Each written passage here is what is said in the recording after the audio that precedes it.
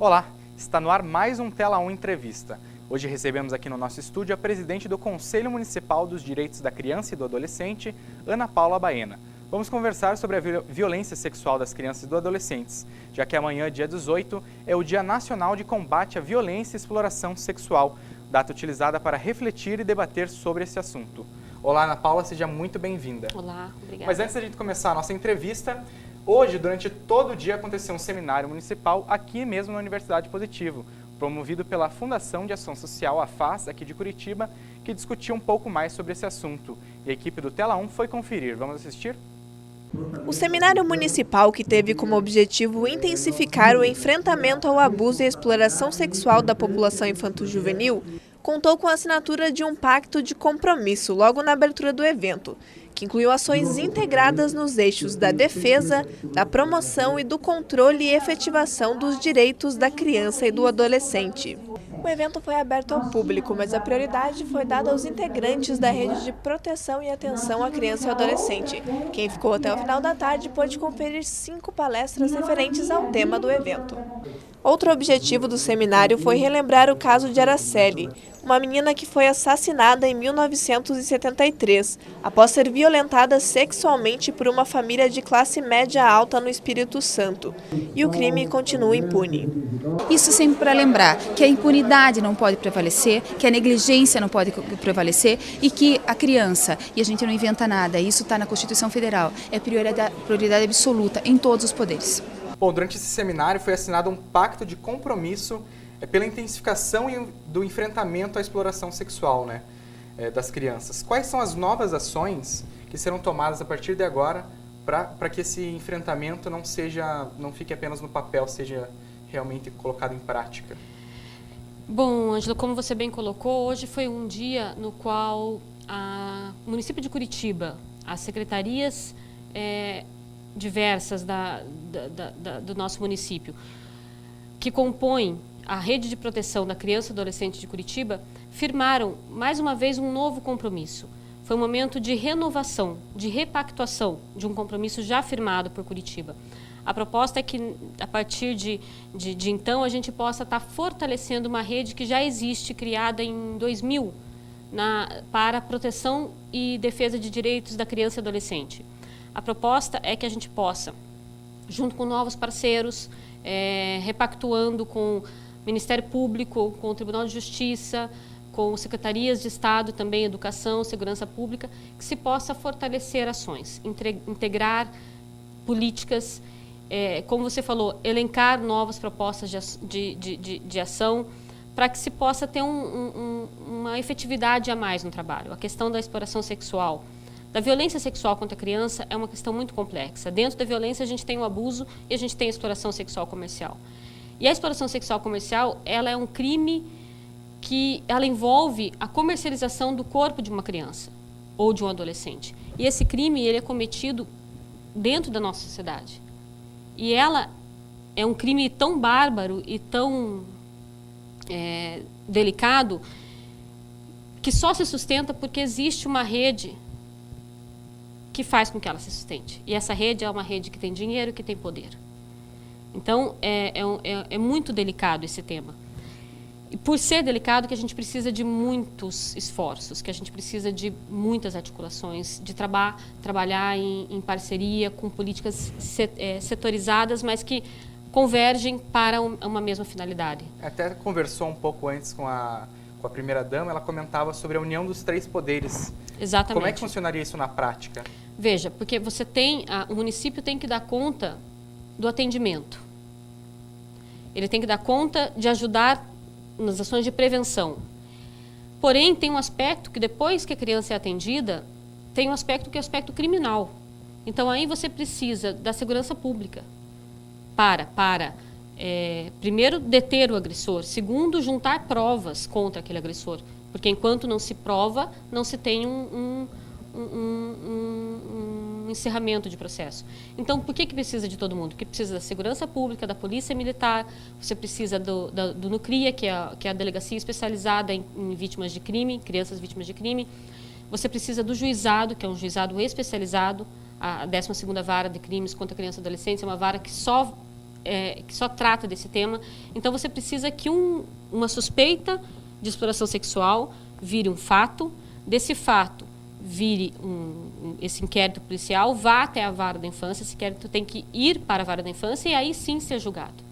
Então, por isso se precisa, e aí a vara criminal tem que estar junto também, por isso se precisa dos 3 setores. E muito mais que isso, precisa também da sociedade como um todo. Você precisa também, por exemplo, taxistas, você precisa da população em geral, de empresários, donos de casas noturnas ou donos de bares. Você precisa dos empresários da rede hoteleira, por exemplo, que nos ajudam no sentido de ter uma legislação e cumprir essa legislação de não permitir a entrada de criança ou de adolescente desacompanhado ou sem autorização. Então, todas essas são interfaces de uma mesma situação. Todas essas interfaces, elas precisam se comunicar para que se tenha uma efetiva proteção dessas crianças e desses adolescentes. Você falou um pouco dessa complexidade e realmente são crimes bárbaros. E uma frase muito marcante da Roseli Isidoro, que é vereadora e também secretária da Mulher, secretária municipal, ela falou durante o seminário que por trás de uma criança violentada existe uma família desestruturada, né? Você falou de vários pontos, mas essa questão da família, como é que fica? Veja, eu diria que além disso existe uma família e uma criança que teve os seus direitos de alguma maneira também violados. Porque você tem uma criança que muitas vezes vai para a exploração sexual comercial porque a família não tem recursos. Ou ela vai porque ela acredita que a partir dali ela vai evoluir socialmente ou economicamente. E por que isso acontece? Porque nós temos um problema de falta de oportunidade de emprego, você tem um problema de falta de oportunidade de educação. Então, as nuances são inúmeras. Há uma família por trás de uma criança e de um adolescente explorado sexualmente, comercialmente, há toda uma família que teve também os seus direitos negados. E essas crianças também tiveram. Então, realmente, a desestruturação passa pela negação e pela violação de direitos que ocorre via a nossa sociedade, da forma com a qual a nossa sociedade está estruturada. E, Paula, aqui no Paraná, quais são as cidades que mais sofrem com essa exploração? Eu vou ser sincera com você, a gente não tem esse dado, porque a exploração sexual ela é velada. Quando foi feito um diagnóstico rápido participativo em Curitiba, você quase não se levantou números sobre isso. E por que não se levantou números? Ao se fazer um diagnóstico e não ter números, você você pode fazer 2 análises. Ou você pode imaginar, não temos esse tipo de situação, o que é irreal, porque temos. Porque basta você andar pela cidade com um olhar mais apurado para você perceber isso. Não temos esses números por quê? Ou porque as pessoas não conseguem compreender a exploração sexual como um crime, enxergar aquele ato e perceber aquilo como um crime. Também porque as pessoas que foram as pessoas na época entrevistadas, que eram profissionais, agentes de saúde, profissionais de hospitais, profissionais de educação, trabalhadores assistentes sociais, essas pessoas muitas vezes não querem fazer a notificação, fazer a denúncia. Por quê? Porque elas trabalham na ponta. Ao elas denunciarem certas situações, elas têm medo de represálias, é evidente. Então, os números não aparecem, porque as pessoas têm medo de falar. Elas estão ali no seu bairro e elas sabem que aquela determinada menina está ali sendo explorada comercialmente, tendo seu corpo explorado comercialmente, e ela sabe que essa menina está ali porque tem uma pessoa que está por trás disso. E que essa pessoa tem uma certa influência negativa dentro da sociedade, dentro daquele núcleo. E o que acontece? Ela não vai se expor. Então, esses números eles não aparecem. Por isso que não se tem assim muitos registros. O que a gente sabe que a Polícia Rodoviária Federal tem, que são, se não me engano, 141 pontos identificados por eles, isso acho que no Brasil todo, mas aí a gente precisava ver direitinho essas informações. São as rotas que eles chamam.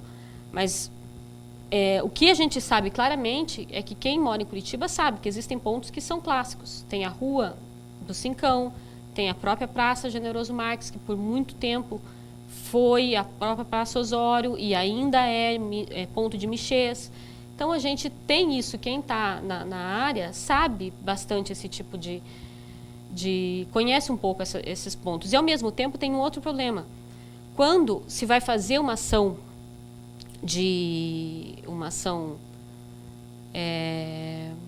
para apreensão,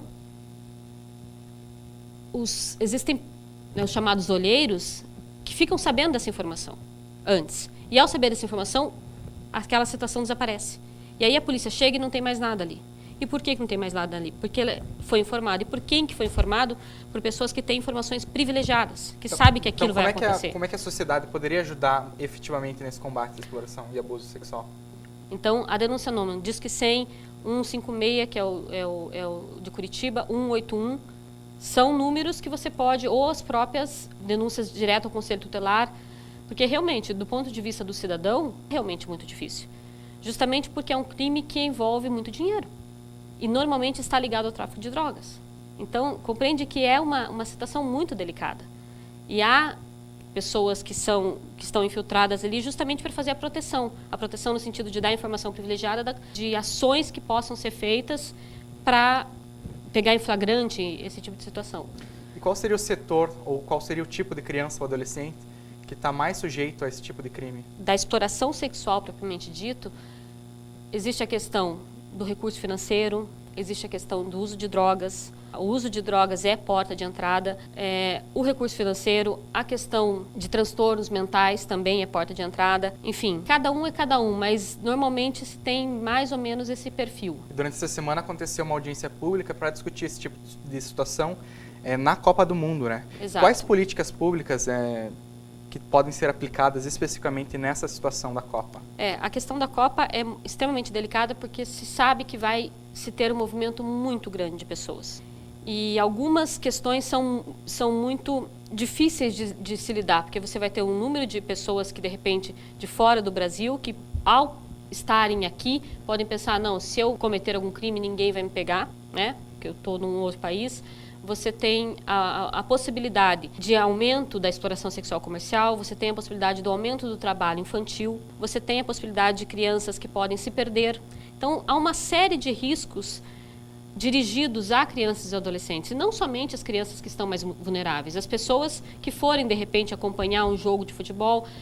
Esse tipo de proteção em relação à criança e adolescente é o que quem pensa a Copa do Mundo como um evento esportivo não pensa na proteção e garantia do direito da criança e do adolescente, de ser preservado. Então, e como é que o Conselho Municipal trabalha com isso? Nesse sentido, o Contiba já deliberou por fazer uma reunião de trabalho no sentido de convidar a Prefeitura de Curitiba, começando pelas secretarias que são mais afins, a Fundação de Ação Social, a Educação, a Saúde, a Defesa Social, chamá-los para vermos o que eles já têm de ação efetiva acontecendo, quais são as políticas e ações e programas que já existem no município, aonde não existe, como podemos criar. Da mesma forma, vamos fazer isso com o Estado no que se refere à segurança pública.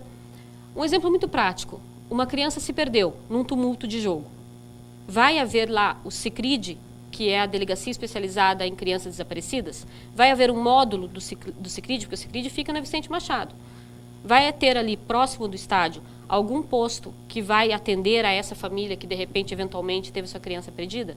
Questões práticas, como o Conselho Tutelar vai estar atuando? Nesse sentido, o Conselho vai convidar as secretarias para conversar e ver o que já existe, se não existe, como podemos ajudar para criar novas políticas e programas nesse aspecto. Então, é um tema que gera muito debate, muita discussão, muitas reflexões, mas infelizmente o nosso tempo não permite que a gente estenda mais essa conversa. Então eu queria agradecer a você pela sua presença, por esclarecer algumas dúvidas nossas. Então obrigado por vir até aqui ao estúdio. Eu que agradeço e parabenizo todos vocês por dar espaço a esse tema. Obrigado, Ana Paula, e esteja sempre bem-vinda aqui no Tela 1. Obrigada. O Tela 1 do Entrevista de hoje fica mesmo por aqui. Nós voltamos na segunda-feira com mais uma edição do nosso telejornal e você pode participar, é só enviar um e-mail para tela1@up.com.br. Obrigado pela sua companhia, um ótimo final de semana e até a próxima.